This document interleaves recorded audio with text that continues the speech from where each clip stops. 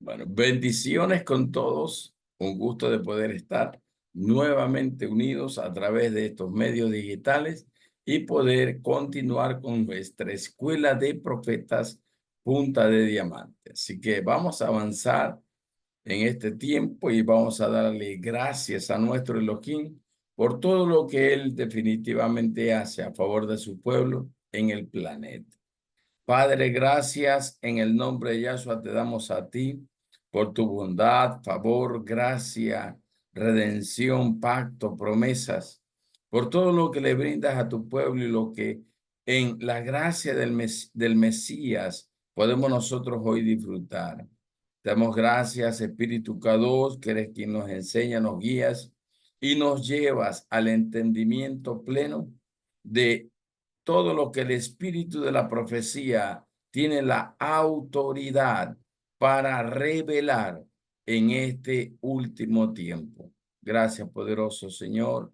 Como siempre, guíanos, enséñanos, muéstranos, revélanos, que la plenitud de tu espíritu puede estar en nosotros para entender, Señor, para comprender. Como dice tu palabra, nadie conoce las cosas del Espíritu, sino el Señor, el Rey, el Eterno. Así que nosotros tenemos el Espíritu del Eterno y Él nos enseñará todas las cosas. Gracias, poderoso Rey. A tu nombre siempre la gloria. Amén y amén. Muy bien. Continuamos entonces con nuestro tema eh, que significa revelación de los símbolos o simbolismos descritos en las Sagradas Escrituras. Ya hemos avanzado bastante, ya falta poco, unas 3 o 4 lecciones más y completamos todas las figuras simbólicas proféticas del libro de Revelaciones y las que están en todos los lenguajes apocalípticos de las Sagradas Escrituras. Bueno, hoy vamos a continuar. La semana pasada hablamos de los caballos, hoy hablamos del cordero. Estoy tomando de alguna manera como en orden alfabético, más o menos así para entenderlo bien. E ir de a poco, pues, avanzando en lo que nuestro Elohim definitivamente quiere. Ahora sí, orden alfabético. Vamos a hablar del cordero. ¿Qué significa el cordero? Definitivamente todos sabemos, esto no es ningún secreto, todos sabemos que el Cordero representa a Yahshua HaMashiach, representa el animal del sacrificio, simboliza al Cordero Kadosh, es tipo del Cordero Kadosh. Antiguo Testamento, Nuevo Testamento, significa lo mismo. Todo lo que representa la nobleza de este animal lo hace en referencia a Yahshua HaMashiach y lo que es Yahshua HaMashiach. Todo lo que este animal representaba en la cultura hebrea con relación, o representa, sigue representando en la cultura hebrea como el que, el que redime. En el gran día de expiación se sacrifican corderos. En el libro del profeta Daniel habla de cordero. En el libro de Apocalipsis habla de un cordero y un león. Y todos están representando, perdón, a Yahshua HaMashiach. Ahora bien, este animal es, según las escrituras, es manso. Por eso dice que fue llevado al matadero sin decir nada. Es frágil, es apacible por naturaleza, a diferencia de la cabra y todo eso, ¿verdad? Es la figura simbólica de Yahshua en casi todas las sagradas escrituras o del pueblo de Yahshua también. Es una figura así. Se menciona más de 30 veces en la Sagrada Escritura solo relacionado con el Cordero Kadosh, el inmolado, que va a quitar todo, que quitó, mejor dicho, todo el pecado del mundo, de la gente, todo lo que el hombre pueda cometer antes, perdón, lo que pudo haber cometido antes sería lo que pueda cometer en su presente y lo que pueda cometer en su futuro con relación al pecado, a la desviación o el cometer alguna infracción delante del Señor. Todo, ya está prácticamente justificado absolutamente todo. La gracia del Cordero Kadosh tiene que ver con algo que podríamos decirlo, es el, el presente perfecto, es el presente eterno, así es la palabra. Entonces, en cada época, más, hablemos del futuro, cada época o en cada situación que se presenta el futuro, siempre estará la condición del Cordero Kadosh que quita el pecado del mundo como algo presente, algo presente. Entonces quiere decir que la gracia, la redención está dispuesta todo el tiempo, dispuesta para todos y cada uno de nosotros. Así que la gracia del Señor permanece. Por eso es símbolo o figura de Yahshua. En la cultura hebrea, el cordero simboliza la protección, la liberación, la redención, la inocencia, representa la fe y representa la obediencia perfecta, lo que dice Isaías 53. Como oveja fue llevado al matadero, no habló, cayó, esperó, simplemente él sabía lo que tenía que hacer y así. Es la naturaleza en ese sentido de este animal. Entonces simboliza todo lo que dije, redención, protección, la fe y la obediencia perfecta. El animal que tenía que ser sacrificado debería ser de 1 año y tenía que ser perfectamente puro. ¿Por qué? O consagrado, separado. Porque tenía que, la función sería de simbolizar a Yahshua. Y por lo tanto tendría que representarlo a Yahshua en todo, en pureza, animal de 1 año. O sea, el nivel de fertilidad y fortaleza espiritual del animal está prefigurado en la fuerza, en la firmeza y en el poder que había en Yahshua HaMashiach. El animal, dice, tenía que ser sin defecto, o sea, quiere decir perfecto, tenía que ser puro. Entonces, Yahshua es todo eso, es perfecto, es puro, es santo, es separado, inmaculado y así. Tiene que tener las características de lo que las Sagradas Escrituras requerían para que haya plena redención en la humanidad, porque representa a Yahshua al pueblo de Israel, pero también cuando él vino representa a la humanidad completa, no solo a la humanidad, a todo lo creado en los cielos, en la tierra, en las aguas, en el planeta, todo lo que se mueve alrededor del universo creado en el infinito que conocemos, todo tiene que ver con esta redención, porque absolutamente todo lo creado es prácticamente redimido. El Cordero también representa la entrega voluntaria, la entrega pura, la obediencia, como dije. O sea, eso en ese sentido representa al pueblo de Israel. Todos los pecados eran cubiertos el día de la expiación por el Cordero inmolado.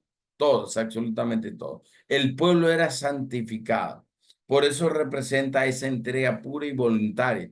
Y es la entrega pura y voluntaria que Yahshua requiere de todos y cada uno de nosotros. Es la entrega voluntaria de cada uno de nosotros. Es lo que le pide al pueblo o lo que demanda del pueblo.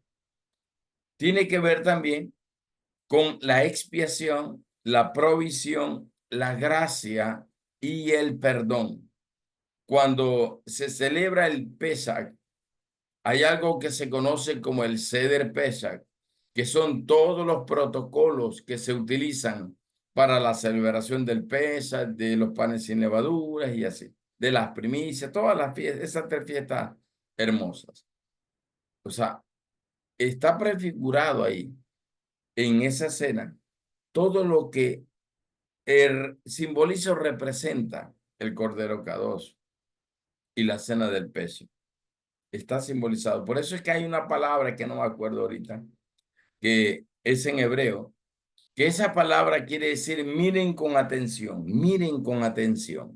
cada detalle del Pesach, todos los detalles, el orden de la mesa, la ubicación de las de los 6 elementos de comestibles que se ubican, el vino, el pan sin levadura y cosas por el estilo. Dice, tienen que prestar muy detalladamente atención, porque cada una de los elementos, cada uno de los elementos representan precisamente algo de Yahshua HaMashiach y de todo el significado que había que representar. Por decir, en la celebración del Pesach, lo que se conoce como el Seder Pesach, el orden, dice, habían elementos y ahí se usaba un brazo o un hueso del cordero, ¿sí? Una patita, por decirlo así. Se utilizaba como una figura representativa del brazo fuerte o del brazo extendido de Yahweh. Esto se llama el Seroa en hebreo. ¿Qué es el Seroa? Es lo que significa brazo o fuerza. O sea, recuerdan que fueron sacados de esclavitud de Egipto. Entonces, cuando son sacados, creo que es de Éxodo o Deuteronomio 19, no me acuerdo bien. Pero dice ahí que Yahweh sacó a Israel con brazo extendido y con mano poderosa. O sea, hacen esa figura o ponen en la mesa la figura de un brazo o de un hueso del brazo del animal asado porque representa al brazo poderoso, la fuerza sobrenatural con que Yahshua o Yahweh rescata al pueblo de Egipto y lo saca, como dice la escritura, en alas de águila. O sea, anuncio profético. Él lo dijo, que los iba a sacar de esclavitud de Egipto. Antes de que estuvieran en Egipto como esclavos, ya se lo había revelado a Abraham. Por eso dice, os sacaré en las alas del gran águila, o sea, en, en lo profetizado, en lo anunciado. Entonces, se cumple a través de la celebración de este Pesach, y por eso es que dice prestar la atención. Cuando se celebra el Pesach o se celebra la cena del Señor, yo uso los términos más bien celebración del Pesach, se utilizan los panes sin levadura, 3 panes sin levaduras, eso es en Hamazon, pero son las 3 fiestas seguiditas, Pesach, Hamazon y primicia. Entonces, todo lo que se hace en esas 3 fiestas recuerda el Pesach, todo, absolutamente todo. Y está esa referencia de ese brazo o hueso asado, ¿no? De la pata de ese corderito, como referencia que Yahweh es el que nos liberta. Hay una figura profética en las Biblias mesiánicas, especialmente la Cadol.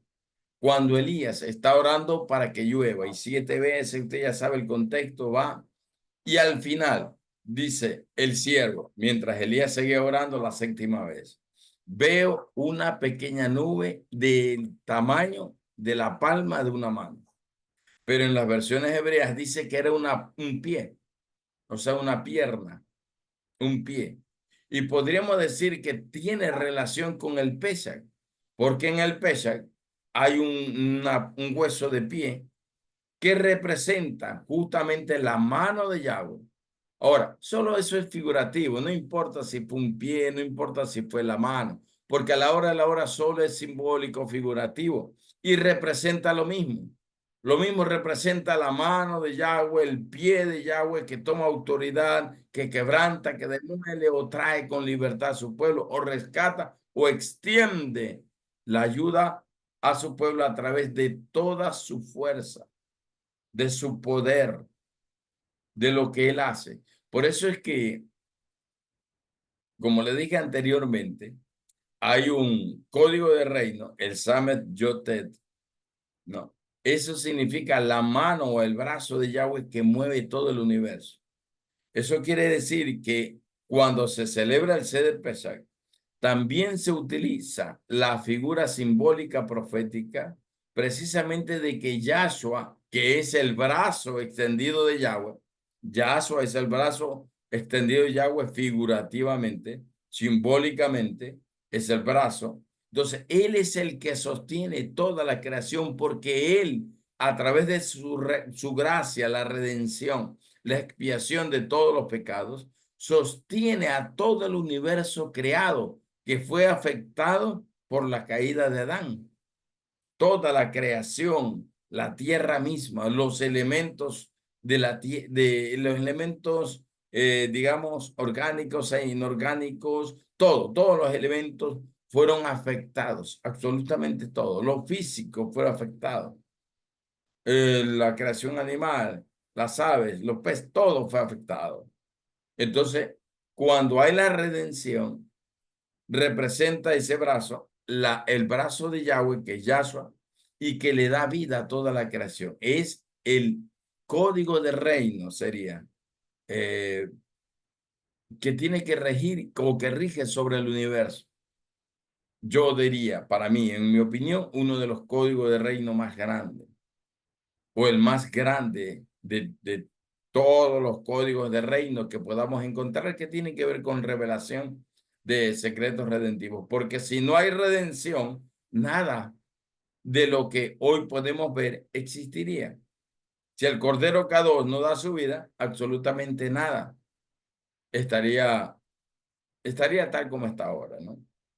Pablo dice, si el Cordero no resucitó, si Yahshua no resucitó, vana es nuestra fe.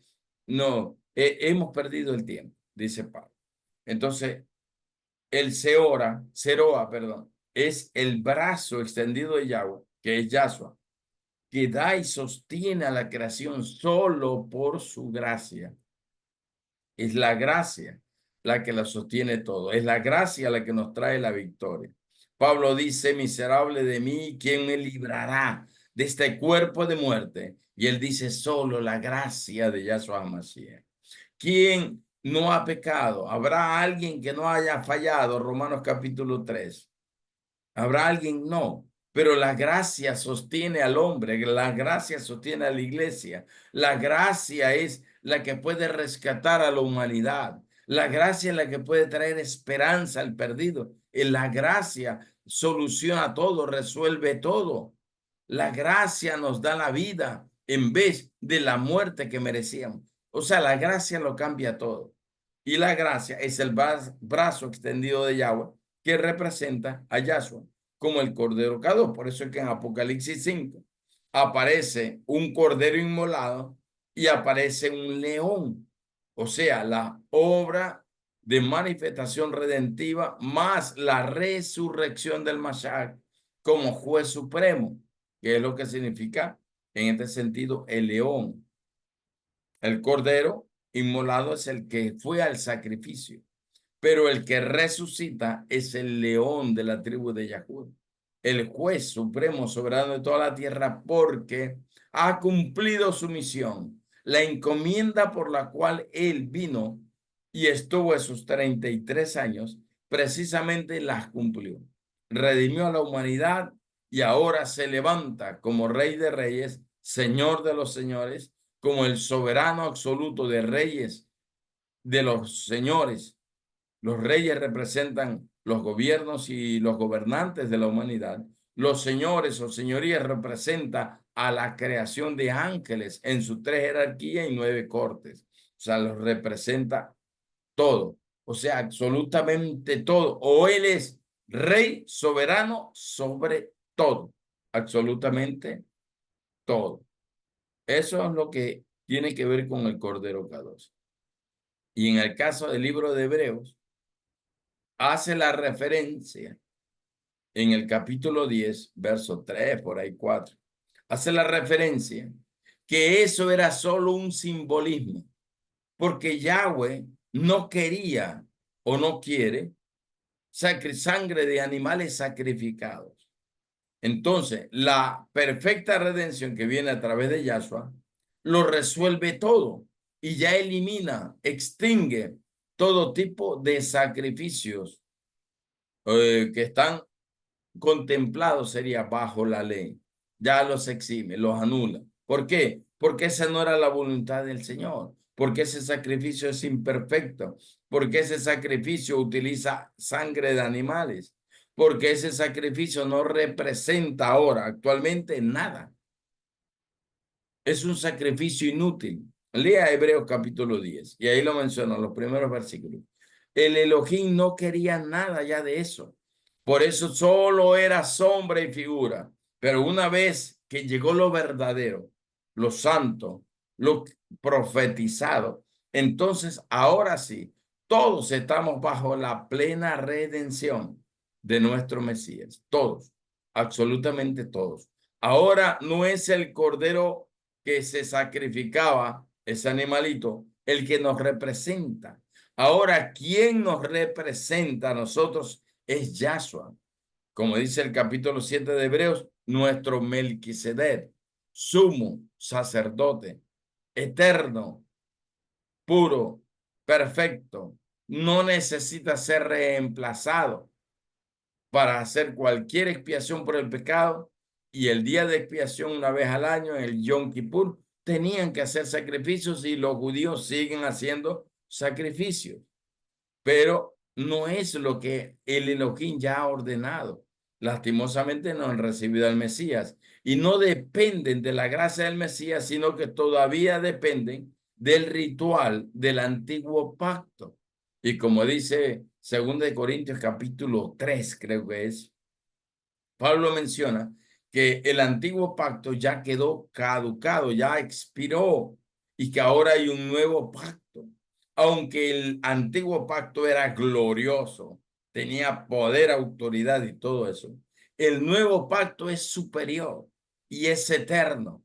Ya no tienen que hacerse sacrificios de cordero cada año en tiempo de Yom Kippur, sino que ahora lo que necesitan es reconocer al Mashiach, a Yahshua HaMashiach, nuestro Jesús en nuestro idioma español, ¿verdad? Jesus en inglés, basta. Hasta, estamos hasta pronunciando cosas en otros idiomas, gloria al Elohim. Pero bueno, Jesús en nuestro idioma, Yahshua en el idioma hebreo. Entonces, Él es prácticamente nuestro Pesach. Ya se celebró, dice Pablo. Él fue nuestro Pesach eterno.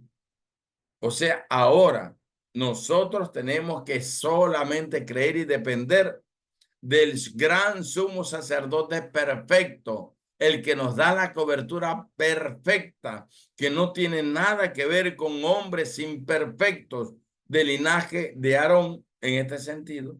No tiene nada que ver con hombres imperfectos, sino con hombres que fallecen y tienen que renovarse o tienen que poner a otra persona ahí, a algún descendiente. No, sino uno perfecto y eterno, que siempre estará allá y que está en el Shamayim, como un altar delante del trono, según Revelaciones 8. Está como un altar. Está el trono, está el altar de oro que representa a Yahshua, y Él es nuestro sumo sacerdote, el que nos representa ahí. Y no necesitamos absolutamente nada más que eso. Por eso es importantísimo esto. El Pesach, Hamason, primicias, solo representa todo el proceso de los 3 días en que Yahshua empezó entregando su vida en el Calvario, en el madero. De allí fue a la sepultura y resucitó al tercer día. Al tercer día, resucitó. Entonces representa el cumplimiento de esas 3 fiestas. Y todo tiene un significado glorioso y que tiene que ver con la gracia, la restauración. Por eso dice que la gracia, que es la que nos envuelve todo, la que nos cubre, nos protege, la gracia es la que trajo Yahshua HaMashiach, porque Yahshua es el brazo extendido de Yahweh. En el Antiguo Testamento los salmistas hablaban de el brazo extendido de Yahweh, haciendo alusión de fuerte es tu mano en tu diestra ahí, es fuerte, es poderosa, brazo extendido, la mano de Yahweh moviéndose, la mano de Yahweh rescatando a su pueblo. Solo son configuraciones de Yahshua en, sería en su obra redentiva. Bueno, vamos a avanzar. El Cordero K2, no hay que hablar mucho porque a la hora de la hora creo que la mayoría conoce este tipo de estudios con relación al Cordero K2. Fragilidad, nobleza, apacibilidad, características de Yahshua y de un corazón perfecto o de un hombre restaurado, regenerado por el Elohim. Muy bien, vamos al siguiente, el siguiente animal. El dragón es mítico, mitológico, es místico, no sabemos, es simplemente una figura mitológica, no sabemos, pero es la figura, cómo simbolizar sería a Hasatán y las tinieblas. El dragón, según el libro de Revelaciones, simboliza a la serpiente antigua. Quiere decir diablo o Hasatán sería en sus manifestaciones demoníacas, acusador diablo, Hasatán adversario, o el enemigo, el maligno, porque es malo y perverso, el lleno de iniquidad, ¿no? Entonces, no sabemos si realmente existió este dragón o existió antes, cuando Eluzbel estaba a cargo de esta parte o esta área de la creación en esa sola dimensión de gloria. No sabemos si en el tiempo de los dinosaurios todavía en ese tiempo existían los dragones. No lo sabemos, porque eso es algo que lo conoceremos allá. Cualquier especulación, teoría, interpretación o fe o creencia quedará solo como una hipótesis, solo una posibilidad, pero no sabemos en realidad. Pero si la escritura habla de esta figura legendaria, simbólica, mística, entonces creemos que de alguna manera sí existió, lo creemos, pero también como la Sagrada Escritura hablan de otros animales, otras bestias como el leviatán, el behemoth, el gran cocodrilo o caimán del río Nilo, o la gran serpiente del río Nilo, que representa casi lo mismo. Es la configuración ¿cómo es? De las tinieblas. Y por eso utiliza también la expresión toda bestia salvaje. También es parte de una configuración profética para describir a las fuerzas del mal, para describir a Hasatán, para describir a la serpiente antigua. Como dice Apocalipsis también, el dragón fue vencido por la sangre del cordero. El dragón perseguía a la mujer que representa a la iglesia. Podría representar a Israel, algunos creen que es Israel, pero representa a la iglesia. ¿Por qué? Porque una vez que la iglesia es llevada por Yahshua a sentarse en el monte de Sión, dice la serpiente, el dragón rojo, desciende y hace guerra a los santos en la tierra. ¿Dónde se centra ese ataque a los santos en la tierra? Ahí entra Israel.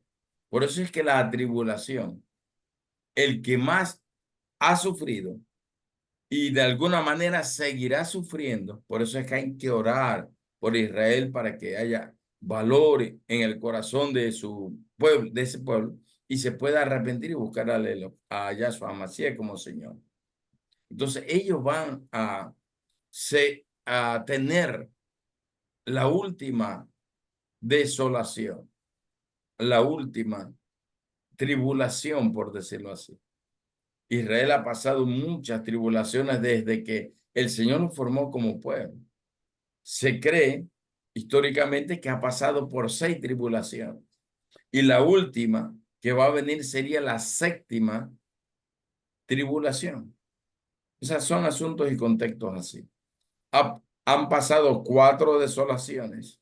y la que se está viviendo ya es la última y el conjunto de la última, que tiene que ver con la desolación de Ismael, así se traduce, o la venganza de Saúl, por los contextos antiguos del libro de Génesis que lo mencionan así, la venganza de Saúl o la desolación de Ismael.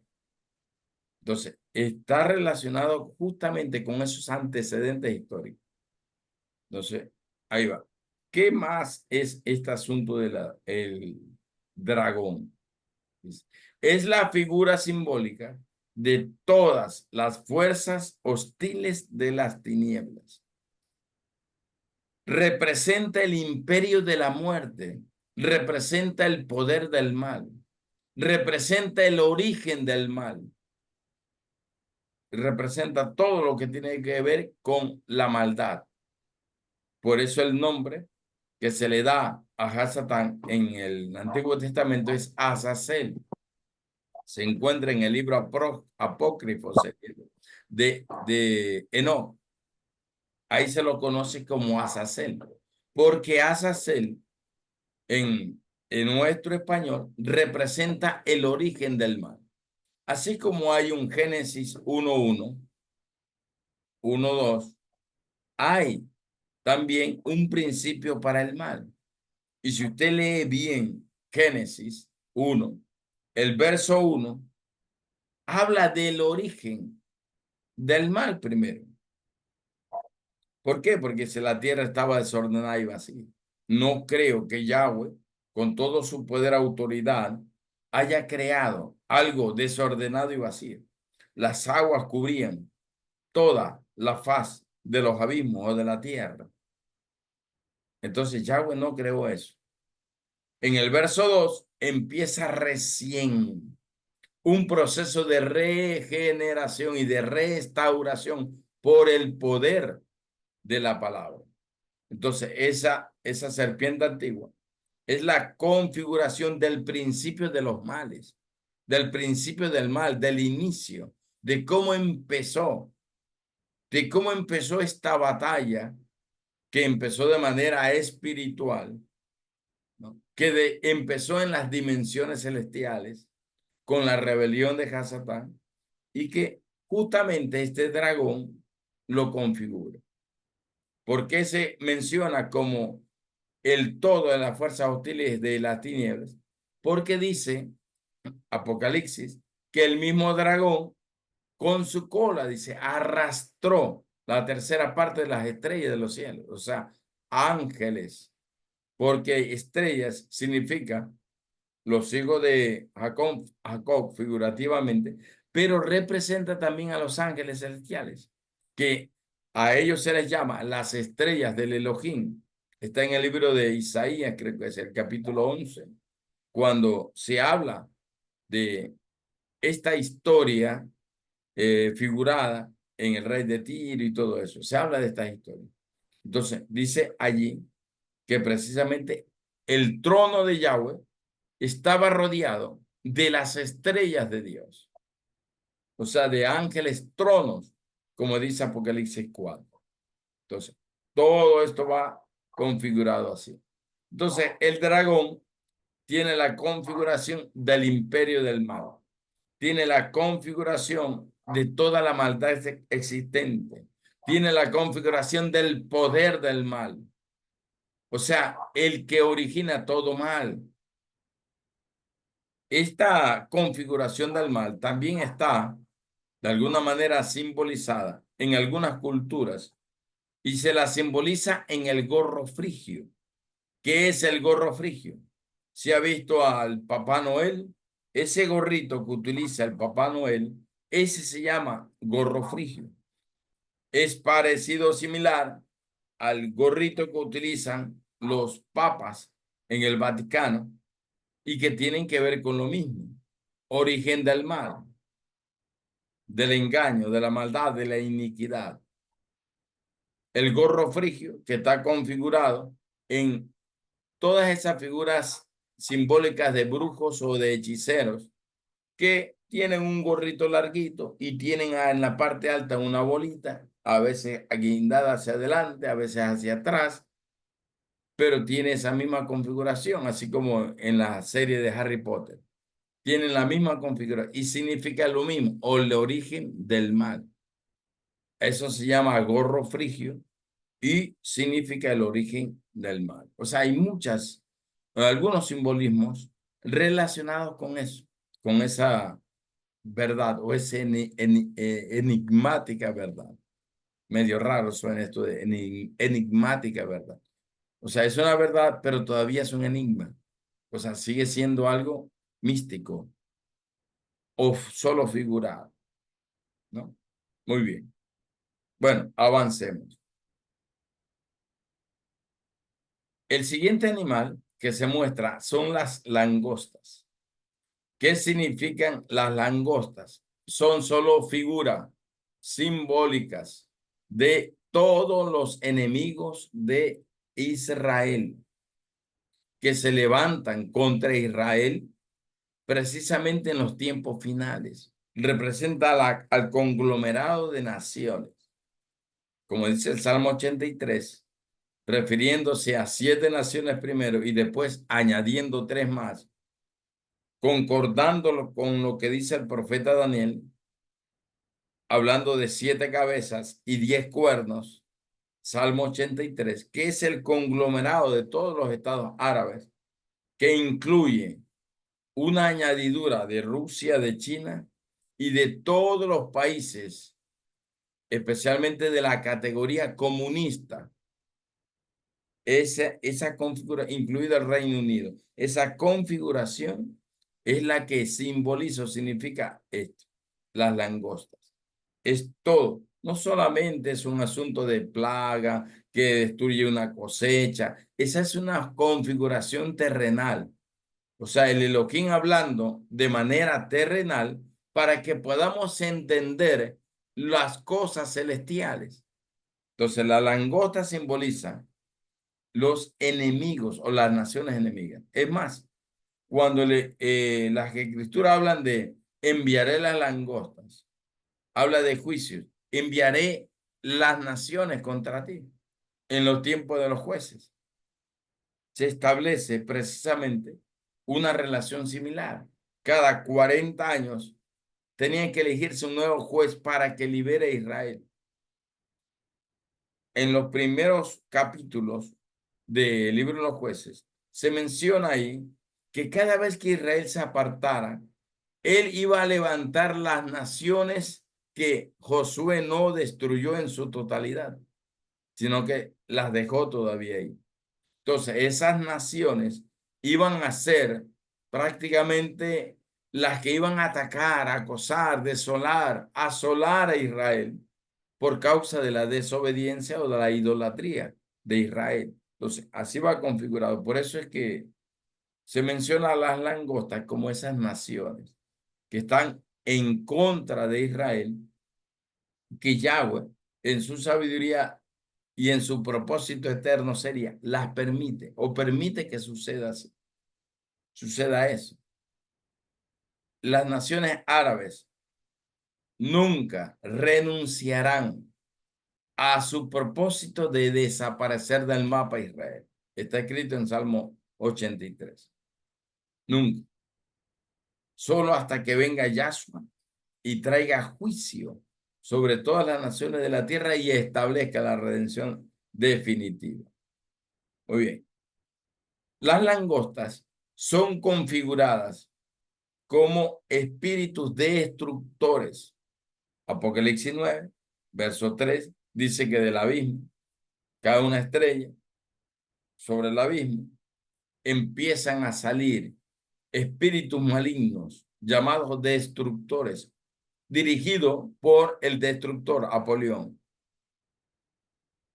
Abadón, que tiene que ver con lo mismo, el mismo, hebreo y griego, ¿no? Entonces aparece guiando a estas huestes como langostas de demonios, sí, el Apolión, el espíritu de destrucción aparece ahí, guiando a esa horda. Ahí hay un número ahí, como 200 millones, algo así, en el capítulo 9. que es una configuración numérica de infinito relacionado con toda la cantidad o ese tercio de ángeles que fueron arrastrados por la cola del dragón, como dice la escritura en Apocalipsis 2, fueron arrastrados. Muy bien. Estos espíritus destructores son los agentes de la muerte que son usados por las tinieblas para causar todo tipo de desolación, causar tribulación. Lo que las escrituras hablan desde el capítulo 6 de Apocalipsis como los desastres. Hay 3 desastres. Quiere decir que el primer desastre trae un tipo de intensidad de prueba o tribulación. El segundo desastre trae la misma desolación, pero más intensa. Y el tercer desastre trae la misma desolación, pero de una manera mucho más fuerte. Más o menos como lo menciona Daniel en el capítulo 11, hablando de el reino del norte y el reino del sur. En la configuración profética de Israel, que fue dividido al norte con 10 tribus y al sur con 2 tribus. Entonces, en esa configuración, prácticamente las 12 tribus, las 10 tribus, prácticamente se corrompieron y se mezclaron entre los estados árabes y solo quedaba la tribu de Judá y de Benjamín, creo que. Entonces quedaron un grupo pequeño. Y esa lucha profética que se menciona en Daniel, el libro de Daniel, capítulo 11, hace referencia precisamente a esto. Y el rey del norte representa todo ese liderazgo que estará moviendo prácticamente a todas las naciones en los tiempos de Armagedón para que se rebelen contra Israel y quieran destruir a Israel a través de acuerdos, bueno, acuerdos futuros de manera bélica, ¿no? Va eso. Por eso a espíritus destructores se los conoce como los ejecutores del mal, así como a los ángeles celestiales.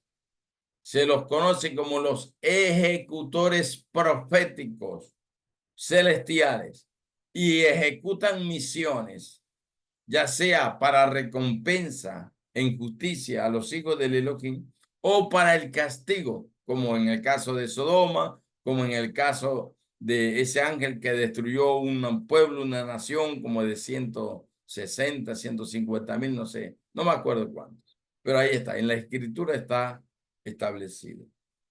Entonces, a ellos se les llama también ejecutores del mal.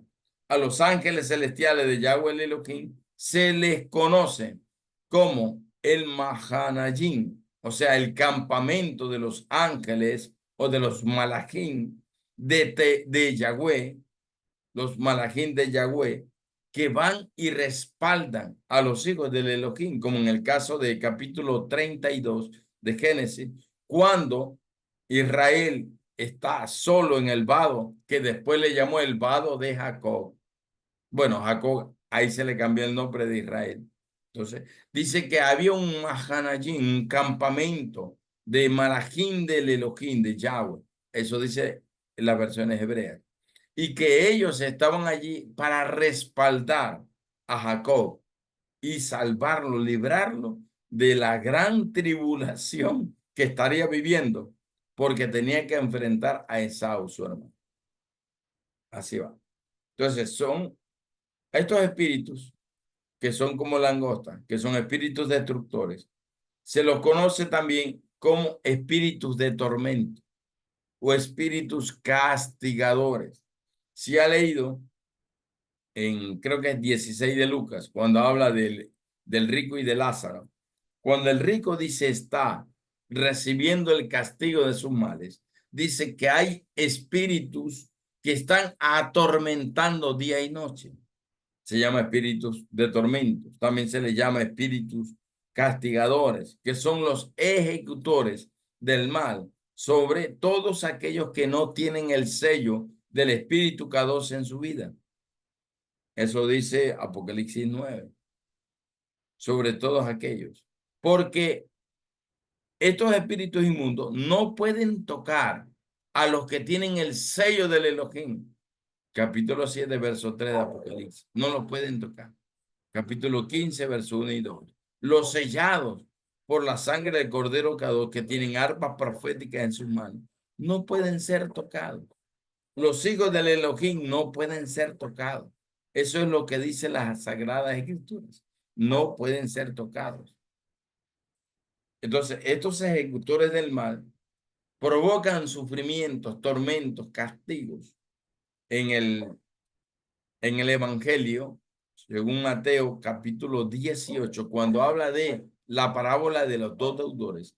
Allí aparecen un nombre como verdugos, como sayones en otras versiones, y en las versiones hebreas aparecen como castigadores. Son los espíritus de tormento que castigan. O sea, ahí aparece la figura del siglo XV, no sé, siglo XIII, de el verdugo que ejecuta, que decapita, que cuelga del cuello, como el que corta la cabeza. Es el ejecutor de los que son condenados. Ahí aparece esa configuración profética, ¿ya? Entonces, son los ejecutores del mal. Se llaman espíritu tormento, de castigadores, se les llama espíritus sayones, los verdugos, se les llama espíritus acatarta en el griego, espíritus inmundos que se llaman. Entonces, atormentan, dice, día y noche. Su oficio es provocar tormento. Y como dice Apocalipsis 9, el oficio de esos espíritus destructores es atormentar a la gente. No dice matarlos, dice solo atormentarlos durante un tiempo. O sea, provocar un gran sufrimiento. Ahí es que aparecen las plagas, las de ahora. Aparecen los virus, las bacterias. Aparece una nueva epidemia, pandemia. Una epidemia que se vuelve pandemia seria. Aparecen todo este tipo de cosas, plagas, como dice Apocalipsis capítulo 6, que provocan esto, el jinete y los caballos, los 4 caballos y los 4 jinetes. Entonces provocan tormento, maldad, sufrimiento, dolor, hambre y todo eso. Al final, todo se traduce en muerte o los medios por los cuales viene la muerte a las personas que no han recibido a Yahshua y que necesitan recibir a Yahshua para poder ser librados de este gran así. Bueno, estos espíritus son asignados, capítulo 9 de Revelaciones, para causar sufrimiento a los impíos, a los incrédulos y a los que no tienen el sello de el Elohim en su frente o en su mano. Son, como dije, espíritus torturadores. Son espíritus que destruyen y que tienen como capitán a el espíritu llamado Apolión. Entonces, por eso las langostas tienen que ver con todos los enemigos o las naciones enemigas, pero también tienen que ver con todos los caídos, todos los ángeles que perdieron su dignidad y que hoy son tinieblas igual que Hasatán. Representa todo el nido, la matriz, el lugar, la fuente, el principio del mal, o sea, el principio de todos los males. Representa eso.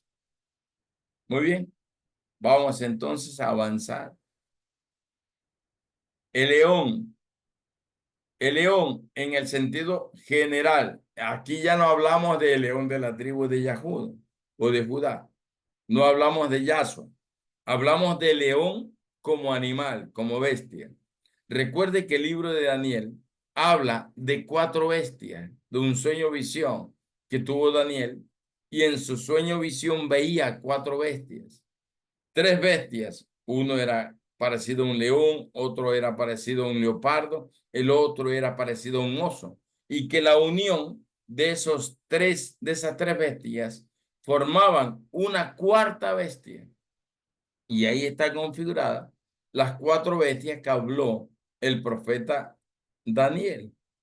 Entonces, vamos a ver lo que representa el león, el leopardo y el oso, y cómo la configuración de estos tres representan, de alguna manera, esa cuarta bestia, que es prácticamente el antimesías. El antimesías, lo que dice segunda de Tesalonicenses 2, relacionados como el espíritu de maldad, como el hombre inicuo, como el hombre perverso, como el hijo de Hasatán. Así lo menciona. Vamos a ver. León. El león representa o simboliza a todos los gobernantes de la tierra, sean justos o sean injustos. Siempre la figura de león ha estado relacionado, por ser el rey de los animales, ha estado relacionado con el rey o con el gobernante o con los que están en autoridad o eminencia. Entonces, el león simboliza a todos los gobernantes, sean justos, sean injustos. Representa el león en este sentido de las cuatro bestias. Ya no lo consideramos como el león de la tribu de Yahuda, no, es la contraparte. Representa a Hasatán mismo. Representa el imperio babilónico en los tiempos de Daniel. Lo menciona así. Pero la diferencia de lo que dice Daniel es que a este león o este león, dice, se le dio la mente de un ser humano. Así dice el libro de Daniel cuando habla de león. Por eso representa a un gobernante, porque tiene la mente de un ser humano, un estrategia militar sería, un estratega, un estratagema militar, un cerebro, y por eso representa a todos los gobernantes humanos de todos los tiempos, de reinos y de las naciones, absolutamente. Este león también es la figura de antimesías, como dije. Este león o la cuarta bestia, unida leopardo, oso y león, estos representan la totalidad del poder, la totalidad del poder. Ahora, dice, el leopardo, bueno, esta bestia, la cuarta, tiene patas de oso, es parecido a un leopardo por su velocidad, tiene las patas de un oso y tiene la boca de un león. Y se le entrega, dice, el poder, el trono y una gran autoridad. Eso es lo que dice Daniel y lo que dice Revelaciones 5. Entonces, está relacionado con aquello. ¿Por qué? Porque en el capítulo 5 de Revelaciones, al león de la tribu de Yahuda se le entrega el poder y el dominio. En el caso de Daniel, hablando de las bestias, es donde viene la configuración de que todas las naciones de la tierra o las naciones de la tierra darán el poder y la autoridad al león, a los gobernantes de la tierra, para que se rebelen contra el pueblo Kadosh. Ahí aparece otra vez la figura de Daniel capítulo 11, cuando habla del rey del norte, que representa el conglomerado de naciones. Y a ese conglomerado de naciones se le da el poder, se le da las riquezas. Por eso es que el dominio que va a tener el nuevo orden mundial a través de las naciones que entran en pacto, en acuerdo, el dominio, a esas naciones se les entrega el poder económico. Por eso es que a través del poder económico regirán y gobernarán en ese nuevo orden mundial. Por eso se habla de que cuando venga el nuevo orden mundial, habrá un reseteo mundial, las deudas se terminarán, empezará algo nuevo, las naciones que están endeudadas hasta aquí se terminarán sus deudas, se cancelarán, habrá un nuevo reseteo mundial. Eso es lo que se dice que vendrá con el nuevo orden mundial. Entonces, habrá un reseteo absoluto donde todo empezará desde cero. ¿Y quién gobernará o el poder que gobernará es el poder económico? el poder económico. Mire que ahora en Ecuador el costo del combustible está 5, $5.50, $5.60, 70 y hasta 5.80 y 5.90 en algunas estaciones de combustible. ¿Por qué? Por el problema de el paso allá en el Golfo Pérsico, el Estrecho de Hormuz, no sé cómo le llamen, si lleva tilde o no. Entonces, en ese lugar, todo el retraso que ha surgido por la falta de entrega de el petróleo y todo eso, ha hecho que en el planeta suba todo. Y es un problema económico. El Estrecho de Hormuz, gracias. Es un problema económico terrible, global.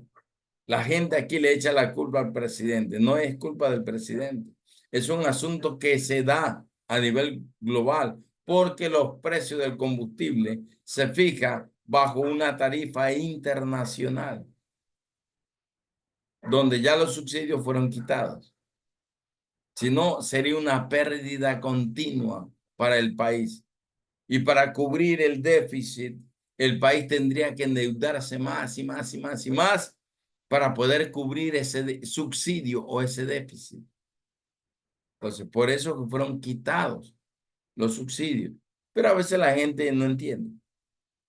La gente cree que es una mala fe del presidente.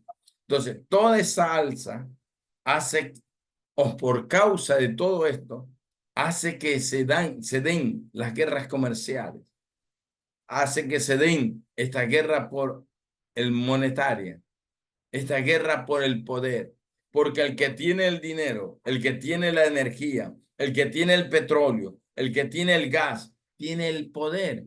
Por eso es que Rusia se mueve en todo Europa y Asia, porque es el que mueve gas y muchas cosas más derivadas del petróleo sobre casi toda Europa. Y por eso tiene dominio sobre Europa. Son cosas así, pero dejemos a un lado eso. Muy bien. A estas cuatro bestias que habla Daniel, que león, leopardo y oso se unen y forman la cuarta bestia, y que a león se lo caracteriza como alguien que tiene la mente de un ser humano. Así lo describe Daniel Leal, capítulo 7. Entonces, son gobernantes de la tierra. O sea, no son bestias, no son animales, sino que son figuras de gobernantes. O sea, son los mismos gobernantes de la tierra que operarán. ¿Y por qué se menciona a Reino Unido dentro de esta coalición de Rusia, China, Reino Unido y Estados Árabes? ¿Por qué se menciona? Porque la característica de el Reino Unido, Inglaterra y todo eso, su configuración de los reinos imperialistas es precisamente un león con alas y con garras de águila. Entonces, así va configurada esa figura y tiene que ver precisamente con el Reino Unido e Inglaterra. Muy bien. Dice, bueno, Yahshua se lo reconoce como el león de la tribu de Judá. Ya dijimos que no íbamos a hablar de eso porque ya lo hemos explicado muchas veces más y lo estamos más bien describiendo desde el punto de contrario, desde la acera opuesta, desde el contraste, sería el gobierno de maldad, desde el imperio de maldad. ¿Sí? Entonces, el león es la configuración de Hasatán también, porque la escritura lo muestra como un león, aunque no es un león, sino como un león rugiente que busca cómo destruir, cómo devorar, cómo dañar, cómo eliminar. Muy bien, vamos al leopardo. El leopardo es el símbolo de la ferocidad, de la violencia por su velocidad. La configuración del leopardo, que es similar al jaguar y cosas así, son veloces, que pueden alcanzar, no sé si 60, 70 o hasta 90 kilómetros por hora en un momento de mayor fuerza, no sabemos. O sea, habla de esa ferocidad, de esa violencia, de esa rapidez en que ocurren las cosas, los actos de violencia, violencia social, ocurren todo eso. Una guerra se desata en un momento, en un instante. Mire el problema de México y Ecuador. Se desató en un momento, en un instante. Se le ocurrió al presidente Novoa invadir la embajada mexicana. Y en un momento se rompió todo. Puede ser justificado, puede ser que no se justifique, puede ser un atentado a nivel internacional, una falta terrible, puede que esté justificado o no esté justificado, pero el hecho es que en un instante, en un momento, se rompió toda la colaboración, los pactos, los convenios entre las dos naciones. Y ahora hay una grave crisis todavía, continúa, en un momento. O sea, se refiere a la ferocidad, violencia, a la tenacidad, a la venganza o a los espíritus de venganza que operan. Ahora, este leopardo representa a el último imperio tiránico, cruel, sanguinario de la tierra, que estará poseído por el antimesías o por el espíritu de antimesías. Miren, aquí aparece una verdad. El espíritu del antimesías no necesariamente es un hombre, no necesariamente es un líder mundial, no necesariamente es el líder del nuevo orden mundial, no necesariamente. Pero este espíritu antimesías se mueve en todos los reyes y gobernantes de la tierra para trabajar, confundir, meter ideas destructivas y que al final hará que todas las naciones o las naciones entren en alianza para atacar a Israel, como está profetizado en lo que se conoce guerra de Armagedón, Valle de la Decisión y todo eso. Y también en la configuración de Gog y Magog. Gog y Magog es la configuración de las naciones. No es otra guerra como nos enseñaron en el seminario bíblico. No es la guerra que va a venir después de 1000 años, como dice Apocalipsis 20. No es la guerra. Hasatán apresado por 1000 años, nos enseñaron en el seminario bíblico, en escatología. Será suelto, viviremos en el paraíso. Después de 1000 años será suelto Satanás y tratar. No, así nos enseñaron. Eso es un error escatológico. Porque cuando fue atado a Satán, en el instante en que Yahshua resucita. Entonces, ¿cuándo será desatado a Satán? Para la guerra de Armagedón él saldrá. Hasatán no es que se mueve, porque él no es omnipresente, no es omnipotente, no es omnisciente. Quienes se mueven son los espíritus inmundos, conocidos como las langostas, que ya hablamos en la simbología anterior. Son esos demonios que se mueven. Hasatán no se mueve, él está allí. El día en que sean juzgados en Armagedón, primero todos los caídos y su capitán, Hasatán o Lucifer, y todas las naciones que se rebelen contra Dios, el Elohim, contra Israel, el pueblo Kadosh, ahí serán juzgados todos por el juez Yahshua HaMashiach, el juez supremo. Serán juzgados todos. Esa es la configuración profética. Ese día, Hasatán liderará a todas las hordas demoníacas de maldad, a todos los caídos. Es una configuración del dragón, que creo que habla el capítulo 12, que ataca a la mujer, que es la iglesia, y que tiene en su cola la tercera parte de las estrellas del cielo, o sea, ángeles caídos. O sea, el dragón vendrá con sus ángeles caídos para tratar de destruir a Israel. Israel será cercada, como dice capítulo 38 y 39 de Ezequiel. Será cercada, ¿verdad? O Gog y Magog, será cercada a las naciones. Los cercarán, los rodearán. Y cuando ya esté listo para ser destruido Israel, vendrá el Mashiach, el Mesías, y juzgará a todo.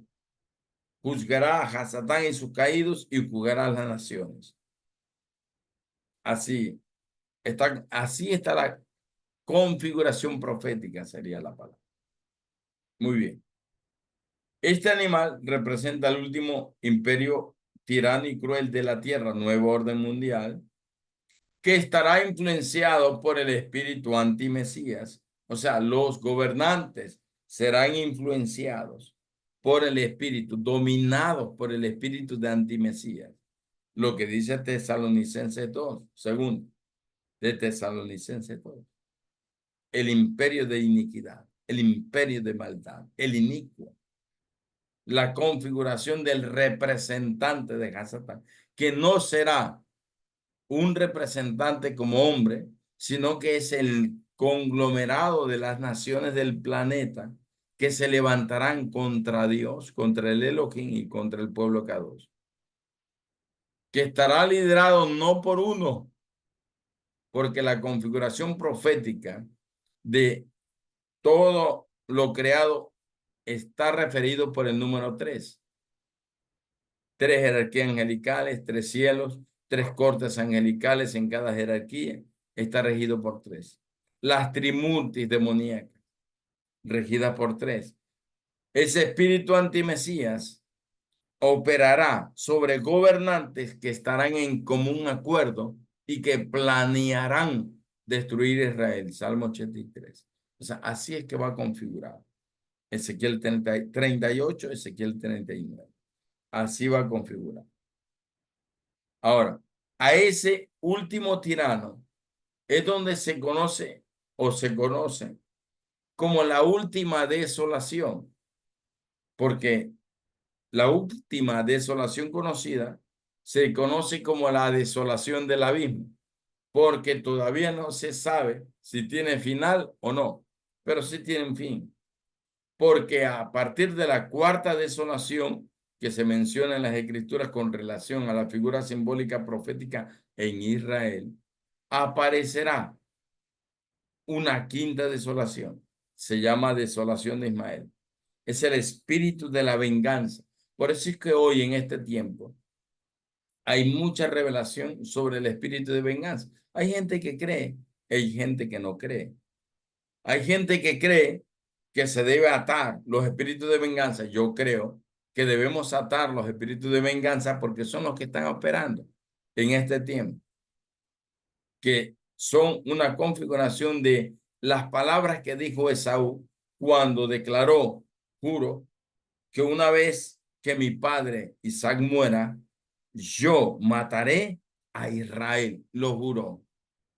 Está escrito en la historia de Jacob y de Esaú. Está escrito. Entonces, por eso se llama la venganza de Esaú, porque él juró matar. Entonces, Esaú, Ismael se unieron y aparecieron todas esas naciones árabes que usted conoce en la actualidad. De ahí descienden, de la unión de Esaú y de la unión de Ismael, de esos linajes apareció. La historia bíblica lo dice así, aparecieron. Entonces, ese conglomerado de naciones tendrá ese espíritu de venganza, operará bajo un espíritu de venganza, de odio, de violencia, de ferocidad, prefigurado en ese leopardo, de ferocidad, de destrucción, así. Por eso es que sí hay que atar espíritu de venganza, de retaliación, de esos espíritus que se rebelan contra el Elohim. Hay que atarlos. La gente puede creer lo que quiere. La gente puede decir que para qué atamos espíritu de venganza. La gente puede decir eso. Apóstoles, profetas, quien lo quiera decir, allá ellos. pero las escrituras es claro. Y el que opera en este tiempo es el espíritu de la venganza por la desolación de Ismael y el espíritu de la venganza de Esaú. O sea, la quinta desolación que las escrituras proféticamente hablan en torno a la cultura judía o a la cultura en Israel. Nosotros que somos del occidente, europeos, y nosotros, no los configuramos así, porque no es nuestra cultura, pero es la cultura de Israel. Por eso nosotros no lo vemos de tal manera. Y a veces nos cuesta, ¿qué es eso de estar atando espíritu de venganza? Los que operan son los espíritus de venganza en este tipo. Muy bien. El oso. Vamos al tercer animal. ¿Qué es el oso? El oso simboliza a el enemigo o a los enemigos del Señor y del pueblo K2, de la iglesia, del remanente fiel de Israel y el remanente fiel de todas las naciones de la tierra. Y simboliza la fuerza, la resistencia, la persistencia, todas las características que tiene el oso como animal, representa precisamente ese mover demoníaco. Y algunos profetas, algunos intérpretes, creen que el oso está configurado o simbolizado en Rusia, el reino de Rusia en siglos pasados, que se llamó así, porque el símbolo o un símbolo de los rusos es el oso, porque gran parte de su territorio está en zonas heladas y ahí el oso es el rey. ¿Sí me explico? Entonces lo toman como una figura. El oso tiene una gran fuerza, una gran resistencia. Él es un animal que puede invernar por muchos tiempos y puede estar sin comer en épocas de invierno 2 o 3 meses sin problema. Y de ahí se despierta y ahí se anda, pero como un animal hambriento que quiere todo devorar y todo destruir. Más o menos en la configuración. Ahora, este oso también es el simbolismo de Amalek. Simboliza a Amalek, los reinos del norte. ¿Ya? Como espíritus de destructor, como espíritus devastador por la fuerza y la naturaleza. Representa al imperio persa, según la visión de Daniel. Ahora, la combinación del oso, del leopardo y el león forman la cuarta bestia y combina todo lo que es el león, todo lo que es el leopardo, todo lo que es el oso y representa esa alianza de todas las naciones que es la figura simbólica profética de Gog y Magog, Ezequiel 38 y 39, los enemigos terribles de el pueblo K2, ¿sí? Que se levantarán al final. Ahora, hay una palabra profética. No es una palabra profética. Es una simbología profética con relación al oso. El oso tiene que ver la costilla, con la costilla. Y dice que la configuración del oso es que rompe y destruye y tritura las costillas. Y la costilla representa también al hombre, sería secular, al ser humano en sí. Por eso está configurado como parte de las naciones de la tierra, los seres humanos. Y ese hueso de costilla significa espíritu. Por eso es que cuando Daniel habla del oso, dice que el oso con su fuerza rompe 3 costillas, rompe las costillas ahí. Y no sabemos, pero podemos deducir que es la unión de naciones, unión de naciones, que busca desgarrar el corazón de Dios, que es Israel, la figura simbólica profética de la nación a quien ama Yahweh el Elohim, el corazón de Israel. Israel es el corazón sería así de Yahweh, figurativamente. Ahora es el remanente fiel de la tierra, la iglesia, incluida Israel, la iglesia que se levantará en la nación Gadol, incluida. Ese se convierte ahora en el corazón, en la amada. Por eso es que cuando Efesios capítulo 5 del verso 23 hace una configuración de cómo Yahshua redima a la iglesia, la limpia, la lava, la purifica, la plancha, le quita todas las arrugas y todo eso. Hay un versículo bíblico, dice que ahí mismo en Efesios 5, no sé si es el 30, 31, 32, no me acuerdo, dice que el meollo de todo el asunto, el punto central, es que Yahshua ama a su amada iglesia, o sea, el amor, así como Yahweh ama a su pueblo o su nación Kadosh y la protege. Entonces, esa es la configuración del perfecto amor. Entonces, este oso dice que busca desgarrar y rompe las costillas. Learon, está en el libro de Daniel. Al romper las costillas, desgarra. Y en esta parte de las costillas está el corazón. Por eso quiere destruir a Israel, porque Israel es la figura simbólica del corazón, del amor del Elohim por su pueblo. Así como Yahshua, Efesios 5, ama a su iglesia y se entrega. Entonces, como estamos en el nuevo pacto, la iglesia representa el remanente de las naciones y el remanente que saldrá de Israel. Así se configura la iglesia o el remanente fiel de este tiempo. Entonces, ¿a quién quiere destruir el oso? ¿A quién quiere desgarrar arrancando 3 costillas? Al pueblo Kadosh, que representa el corazón del Elohim, o que es Yahshua. La iglesia, que representa el cuerpo restaurado del Mesías o del Mesías, lo busca destruir.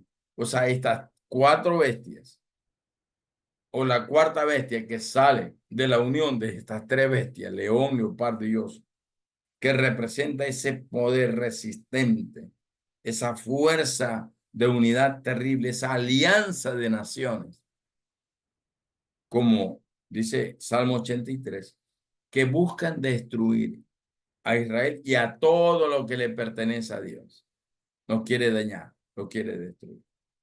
Bueno, hasta ahí vamos a llegar por el día de hoy.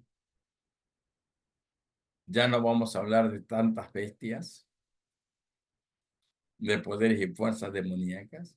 Entonces nos quedamos allí hasta la próxima clase, donde vamos a estudiar el significado de las ovejas. De ahí para abajo, ya falta poquito, poquito. Tengan paciencia. Nos toca, sería hablar de muchas de las figuras que aparecen ya en el libro de Revelaciones en Apocalipsis, como las ovejas, el perro, las ranas, la serpiente, el dragón. Ya es lo último que nos falta. Quizás la próxima clase ya cerremos este asunto de las figuras simbólicas proféticas del libro de Revelación. ¿Ya? No cerramos no porque ya no tenemos de qué hablar, sino que cerramos allí porque cuando entremos al estudio del libro de Revelaciones o Apocalipsis, ahí volveremos a retomar ciertas cositas de todo lo que hemos hablado hoy y agregaremos ya con el texto y el contexto para interpretarlo proféticamente y su significado. Y ahí se darán cuenta que todos esos libros que hablan de Daniel, de Apocalipsis, que de Revelaciones, que libros de Apocalipsis, todos esos libros que se han escrito están totalmente equivocados. ¿Por qué? Porque esos libros son sacados de las versiones de los eruditos hebreos. sobre la escatología y los acontecimientos finales. Lastimosamente están equivocados en la interpretación correcta guiada por el Espíritu cada. Y cuando estudiemos, ustedes se van a dar cuenta que es verdad lo que les estoy diciendo. Sirven para orientar un poquito, pero a la vez de tratar de orientar, desorientan, desubican, porque la iglesia cree que es así. Entonces, hacen errar a la iglesia. Por eso es que necesitamos enseñar lo correcto para mantener una sola línea de instrucción profética que nos pueda llevar a lo que es verdadero. Por eso todo lo que se enseña tiene todas las configuraciones de las bases bíblicas, tiene algunos paralelos bíblicos y usted puede investigar mucho más y se dará cuenta que así es. Profeta Alex Membreño, el que desee opinar, el que desee hablar, el que desee preguntar, sala abierta, foro abierto para que todo el mundo pregunte.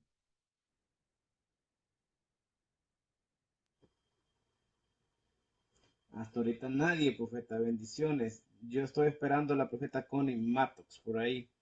A ver cuál pregunta. Ahí está. Ahí va, profeta. La profeta Connie Mattox. Aleluya, gloria a Dios. Ah, buenas noches, profeta Rubén. Aquí, Amén. en la zona que yo vivo hay muchos italianos y la mayoría de ellos tienen dos leones en la puerta de cemento.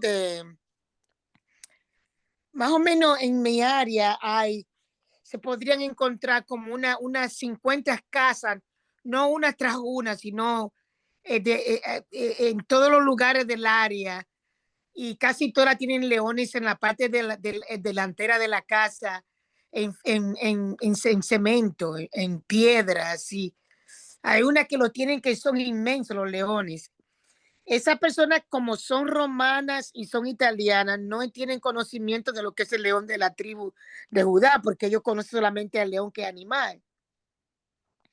Entonces, cuando ellos ponen esas imágenes así en la puerta de la casa de ellos la ponen para que el león lo proteja a ellos sin el conocimiento de lo que es el león o porque ellos conocen y saben que el león es una fiera que tiene poder o protección. No Bueno, entiendo por qué ellos lo usan si no conocen el fondo en realidad de... el trasfondo cultural lo Ujú. conocen Ajá. y saben que representa poder, fuerza y protección. Así Ujú. como el Hansa en Israel, que refiere a una mano en forma de flor de loto, creo que la mano está así, o así. Ujú.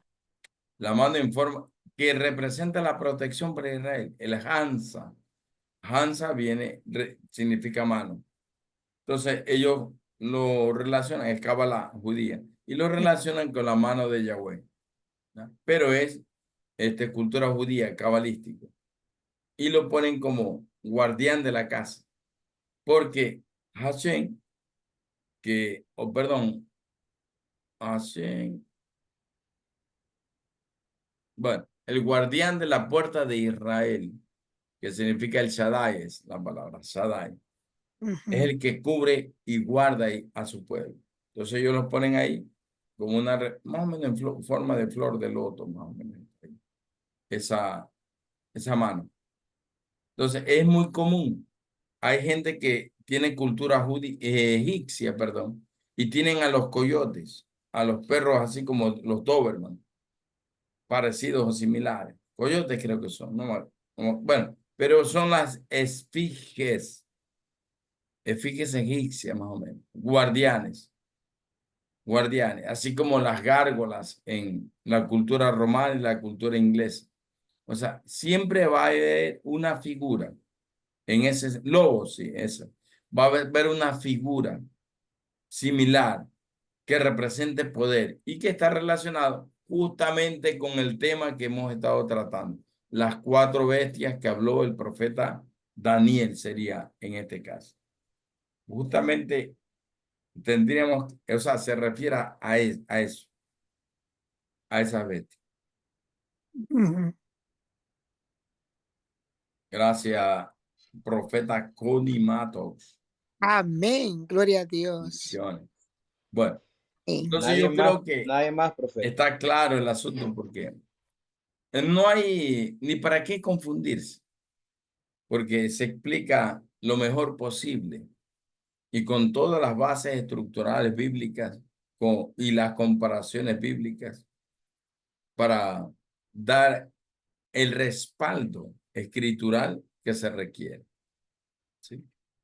Así que de pronto, si a alguien quizás le causa alguna molestia con relación a lo que digo, que todo lo que se enseñó en Apocalipsis, la mayoría, especialmente en tiempos escatológicos o en interpretación escatológica, lastimosamente nos enseñaron algo.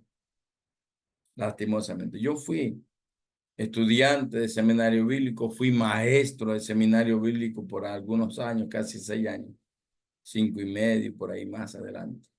Entonces, y conozco lo que nos enseñaron porque también lo enseñaban. Pero recibir revelación de la verdadera escatología y de la verdadera interpretación del libro de Revelación. Y escribí un libro que tiene que ver con eso. Revelaciones del lenguaje del espíritu, que tiene más de 300 páginas. Escribí un libro sobre todo eso y ahí hago una interpretación versículo a versículo, capítulo por capítulo, del libro de Revelaciones, desde el 1. O sea, para poder dar una interpretación correcta y adecuada. No una interpretación un poco mística. ¿Sí me explico? Porque la que nos enseñaron en los seminarios, lastimosamente es un poco mística. Cuando yo empecé a enseñar esto, algunos pastores me decían, pero vamos a tener que tirar abajo todo lo que hemos enseñado por 50 años en los seminarios bíblicos. O sea, tendríamos que tirar abajo todo lo aprendido y volver a aprender. Entonces, a algunos no les gustaba eso. Entonces, lo rechazaban. Nada más. Lo rechazaban. Entonces, los que conocemos esta verdad y esta revelación, entonces nos manejamos por la misma línea profética de interpretación del libro de Revelación. Por eso es importante que todos manejemos una interpretación correcta y adecuada. Y por eso me doy el trabajo de enseñarles lo que el Elohim me enseñó a mí, lo que el Espíritu Creador me enseñó, me reveló. Entonces, eso es lo que enseñamos. Lo que dice Juan, primera de Juan capítulo 1.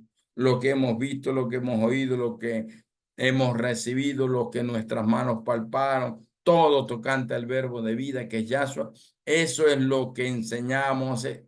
Igual, yo estoy igual. Lo que recibí del Elohim, lo estoy enseñando. Nada más.